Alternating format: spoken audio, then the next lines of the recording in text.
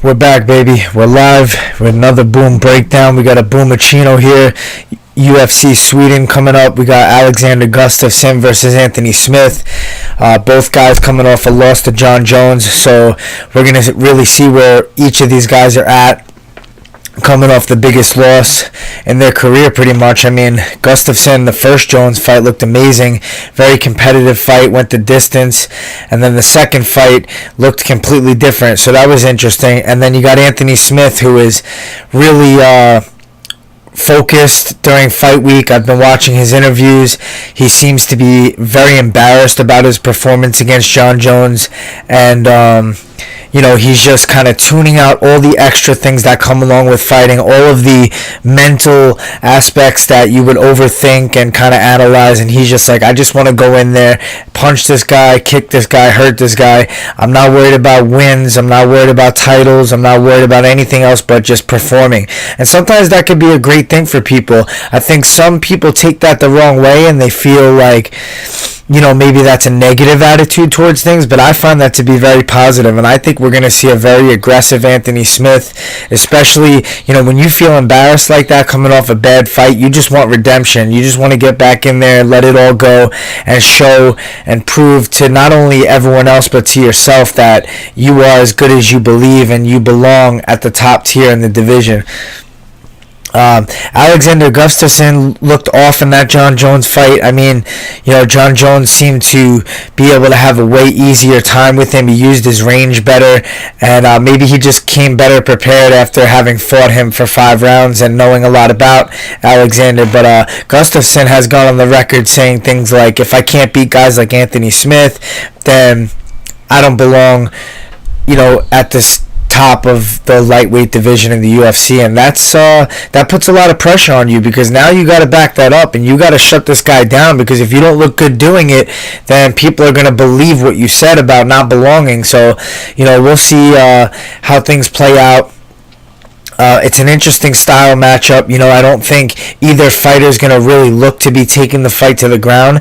Anthony Smith has a very good guard off his back. He's very crafty there, but he's aggressive on the feet. I mean, he went on a big streak, taking out a lot of legends and finishing guys. So he's always dangerous if he comes to and shows up the way that he says that he'll be. And Gustafsson, before that last John Jones fight, he was a killer, man, and he's one of the best in the world. So I'm interested to see how the striking plays out. I think this is a big it's going to be a range control type of fight where Gustafsson's probably going to want to use his angles and his speed and his range, and Anthony Smith is really good in the clinch, so I'm sure Gustafsson's going to want to stay away from that area. And I don't know if we'll see any takedowns in this fight. Gustafsson is one of the only guys to ever take John Jones down, so if not the only one. So I mean, if he wants to, I'm sure he could take a guy like Anthony Smith down if he feels that that's where he can have an advantage, but I just don't see that. I think that his striking is just a little bit more crisp than Anthony Smith, a little bit faster, and I feel like we need to see that Gustafsson that fought Glover Teixeira, that fought John Jones the first time. And if we see that, then I can see Gustafsson being having a little edge over Anthony Smith. But who's to say which guy shows up? Sometimes it doesn't happen the way you think. But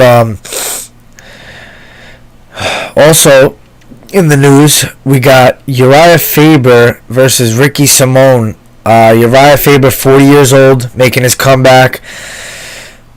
I talked a little bit about this on the MMA Beat under the radar, because to me, Urijah's been a guy who's been successful outside of the cage. He's had businesses, he stays young. He hasn't taken a lot of damage in his career over time. And even though he's 40 years old, even on his way out, he took a couple losses. I still think he was able to perform pretty well. And it wasn't like he was getting walked over or, getting knocked out over and over. And people were calling for him to call it quits. But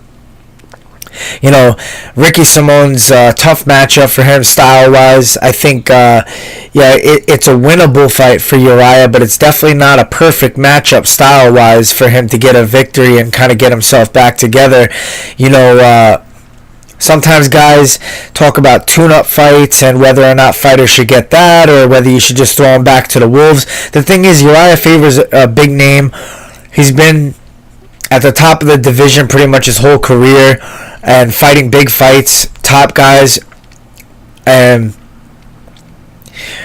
he's going against a guy now who's, I think, top 15. I think Ricky Simone's like number 15. But his style is he's a wrestler. He's aggressive. He's 3-0. He's undefeated. He's got a lot of momentum behind him.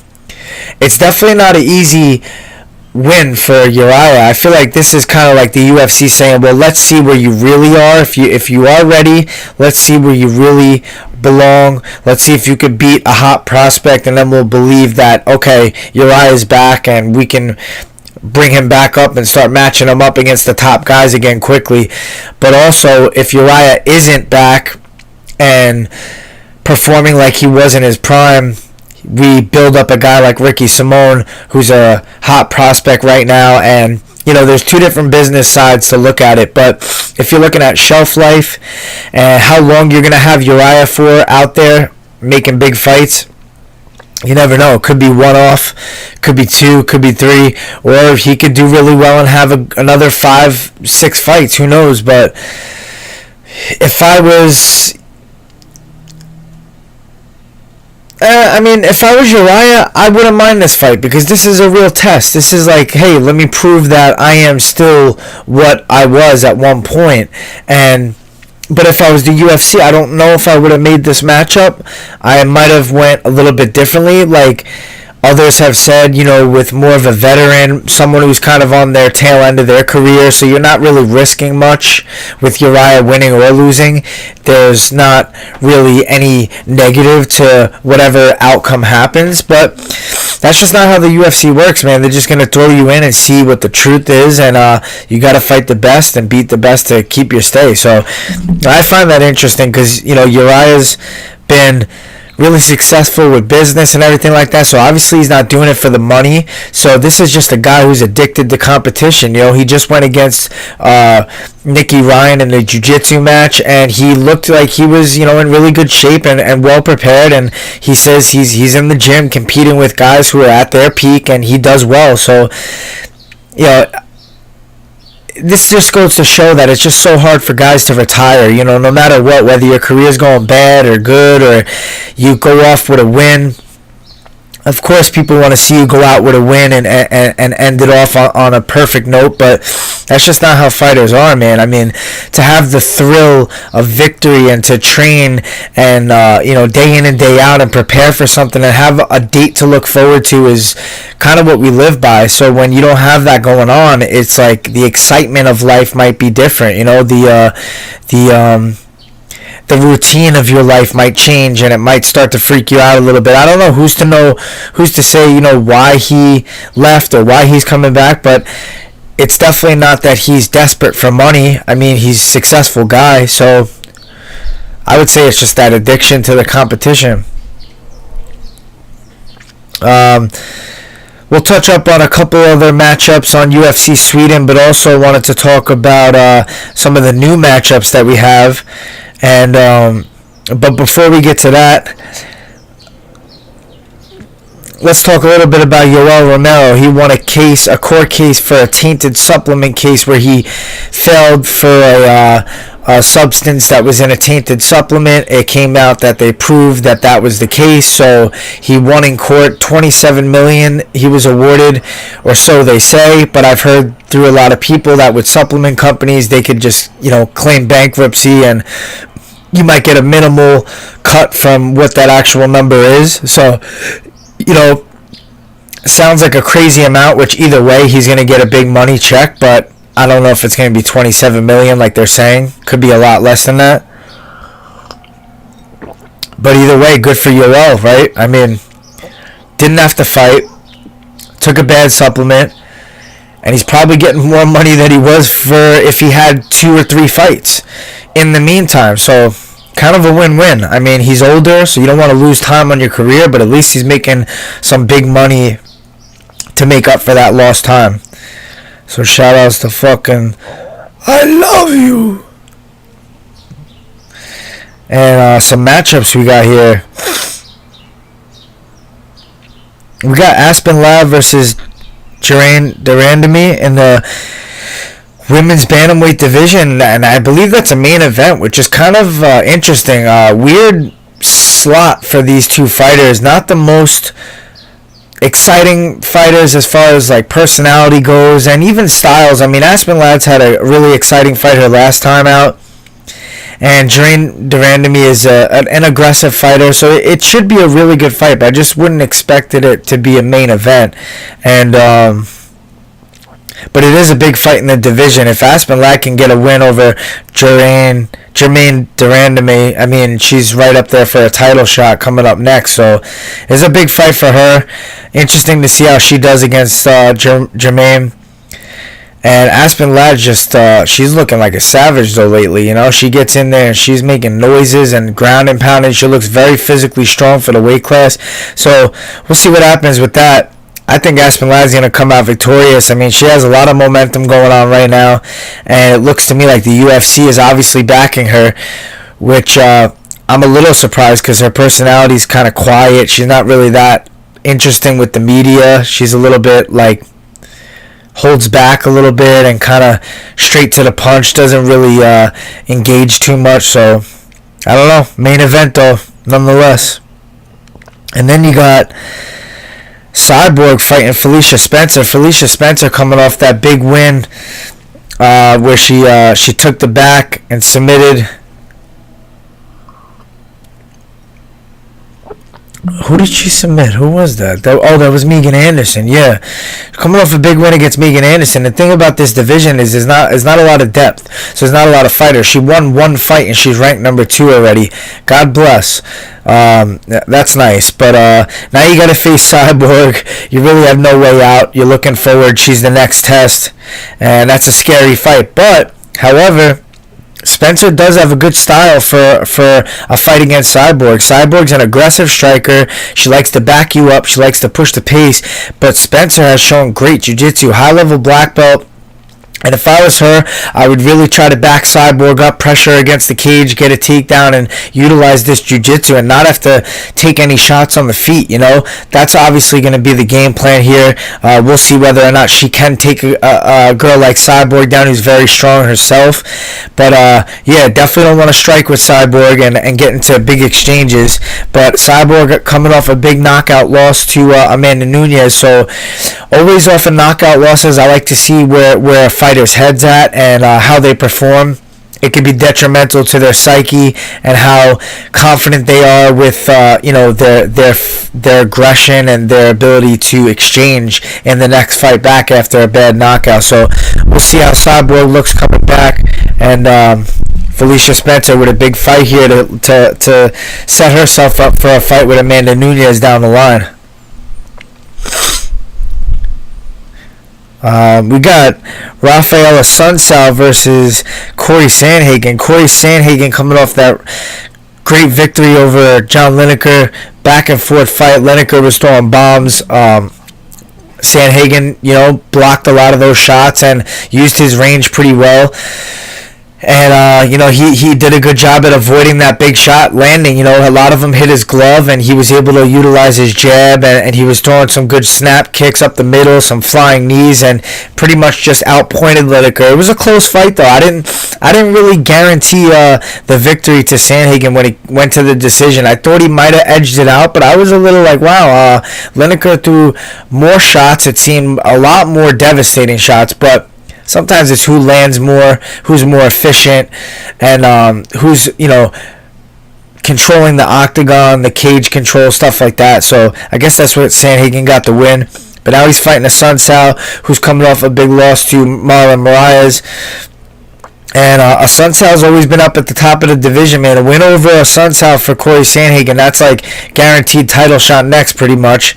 It seems like they're trying to get a gauge on Sandhagen here and see if he's title worthy. And if you could beat a guy like a Sunsao, especially convincingly and impressively, then you're definitely worthy of a title shot. So interesting to see how that matchup plays out. I think it'll be a different fight than the Lineker fight. Obviously, Lineker is a guy who throws non-stop bombs and hooks, wide punches. But Assunção's a little bit more of a smart fighter. He's a seasoned veteran. He's got great jiu-jitsu. He's got good striking. And he also has power in his hands. But I don't think he'll fight the same way as a John Lineker. You know, he'll fight a little bit more calculated, find his way inside if he has to, and maybe even take the fight to the ground, because it seemed like Lineker took San Hagan down. And Lineker's not known to be a wrestler. So, you know, if Assunção wants to try to play it smart, maybe he'll look to work some jiu-jitsu top game and get San Hagan on his back, because San Hagan's really tough to deal with on the feet, man. He's got range, he's got speed, and he's really talented on the feet. So, looking forward to that fight in the bantamweight division. Let's go down this Sweden card. We got Jimmy Manuwa versus Alexander Rakic. I'm going to just make some picks here, maybe touch up on a few things. I'm going with Jimmy Manuwa by knockout. We got Makwan Amirkhani versus Chris Fishgold. Some people tell me I look like Fishgold for some reason. I'd like to beg the difference, say I got a little fucking edge on him, you know. He's about, 6 and I'm about 8, you know what I'm saying? I mean, let's be real here. But I'm going to go with Makwan, man. The guy sounds confident. He's been training at SBG. He says he took like 6 amateur boxing fights in the lead up to this fight. Got to watch out for Fishgold's guillotine. He throws big power shots, but I think Makwan Amirkhani is going to be a little bit more calculated with his striking, and obviously taking those boxing fights, we'll see the improvements that he's made there. He has wrestling as his background, so he'll always be able to take the fight there. But Fishgold's a black belt on the ground, so interesting fight. I think that's a fight of the night candidate right there. Tanya Evinger, Lena Landsberg, 2 scrappy women right there who have been in tough, bloody fights. You know, Lena Landsberg's no stranger to getting in there and exchanging and getting cut up and bloodied up. She both aggressive fighters as well. I think this is going to be a scrap in the women's division here. So I'm going to go with Evinger though by decision.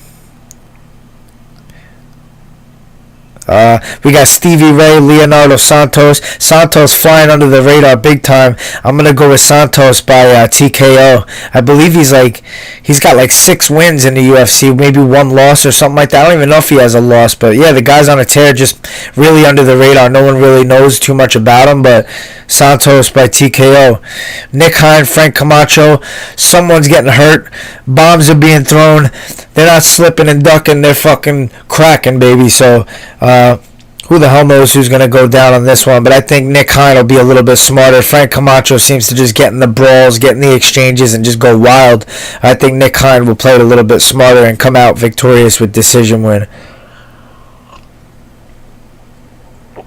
Daniel Tamer, Sung Bin Jo. That's Tamer brothers. They're pretty aggressive fighters. Daniel Tamer doesn't seem too big for 145, but he's definitely really aggressive, hard to deal with. I don't know too much about Sung Bin Jo, but yeah, we'll go with Daniel Tamer by decision.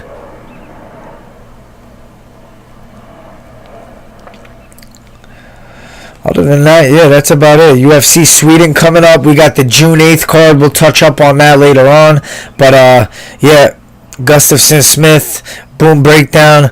Follow me on Instagram, Twitter, BrianBoom135. Check out the YouTube channel. Thumbs up, subscribe. Let's get me back on that MMA beat. Go tweet all those motherfuckers. MMA Fighting, Luke Thomas, Danny Segura. Tell them boom time, baby. Get me back on there. A-side live chat. Love to do something with you guys and get on there and break down some fights. That'd be awesome. But yeah, we'll see you guys next time. Boom.